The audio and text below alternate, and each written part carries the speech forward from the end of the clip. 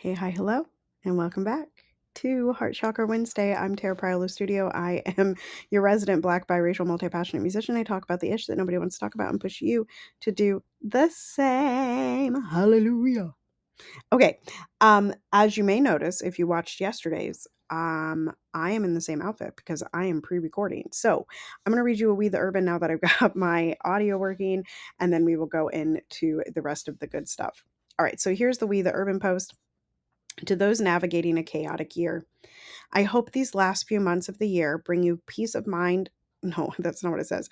Peace in your body, clarity in your mind, and lightness in your heart. Tough times are temporary, and that's a repeating slide. In case no one's told you, you've done more than enough this year so far.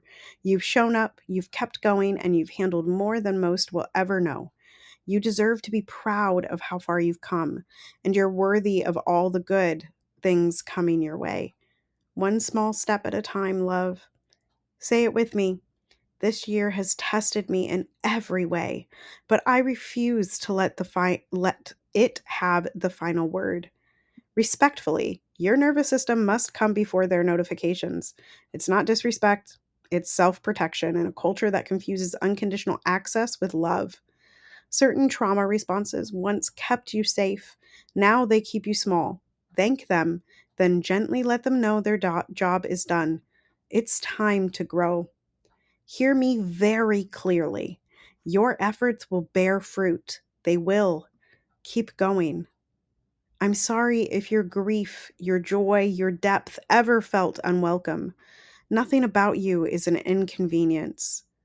Shout out to the friends who've kept me sane this year, who've made the chaos feel light, a little lighter, who never let me carry it all alone. I see you. I love you. Say it with me. I love myself through the transition and discomfort. I love myself through the times I stumble.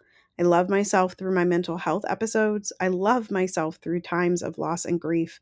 I love myself through every stage of growth. Guidelines for the rest of 2025.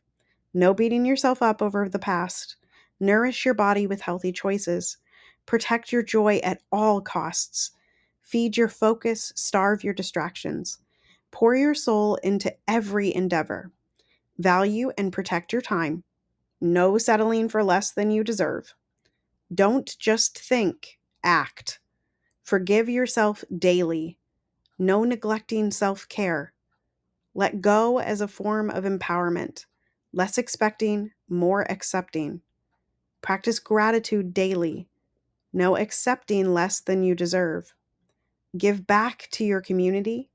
Invest in relationships that uplift you. Ask for help when needed.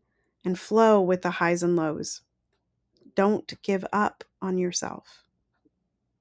One day, you'll be living what you once prayed for. And this period of struggle will oddly be one of the chapters you look back on with gratitude, not for the pain, but for the becoming. All right.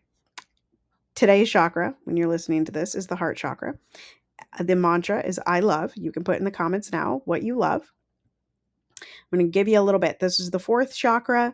It is the space of open-hearted presence. When we receive and radiate love, not as a transaction, but as an embodiment of divine truth.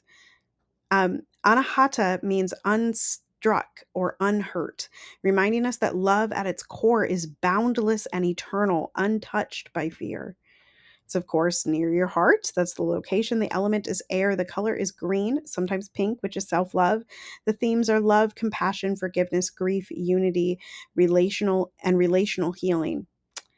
A balanced heart chakra enables deep self-love and acceptance, healthy relationships and boundaries, emotional alchemy, turning grief into grace, connection with humanity and the divine, joy in giving without depletion.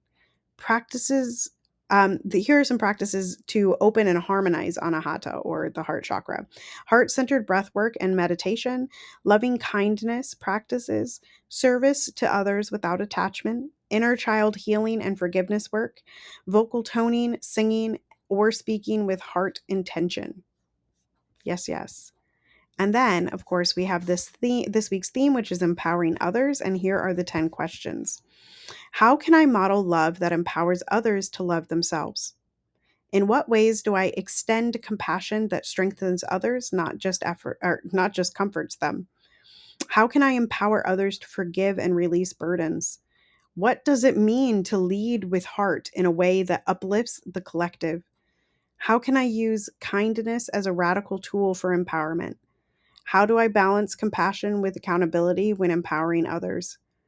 In what ways can I open my heart wider to hold space for others' growth? How can I honor and empower someone else's healing journey?